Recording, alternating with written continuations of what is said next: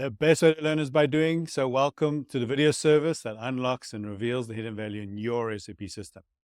Martin here. And in this video, we'll be responding to a very important question about the exception monitor. Here's what it is. So green means good, right?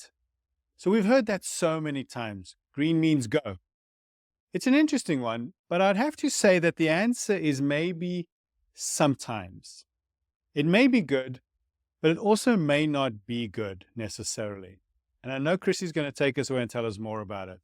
Christy, tell us why we think green may or may not be a good thing. You betcha, Martin. The traffic lights in the exception monitor offer great insight into the stage of supply of our materials. And the best part is how it's visual and we can catch it at a glance. Today we're going to go in and take a look at some examples of green lights, and we'll let you in the audience be the judge of whether a green light means good. We'll take a look at some healthy and some not so healthy green lights. We'll also review how to see if you have more red, yellow, or green lights, and how to know which green light needs some love. Away we go.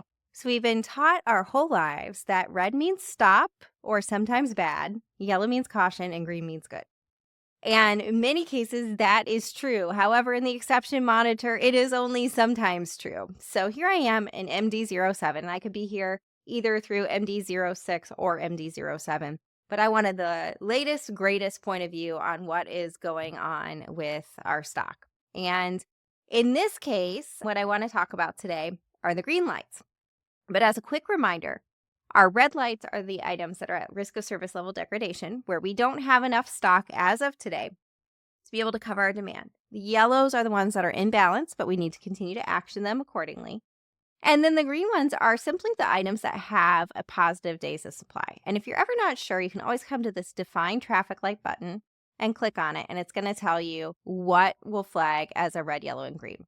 And don't forget, not only do you have your current days on hand, but then you also have something called first receipt and second receipt. And what this does is it runs very similarly to an ATP check. You choose what portion of the pipeline is included in each of these. So whether it's incoming purchase orders or planned receipts, all of that good stuff.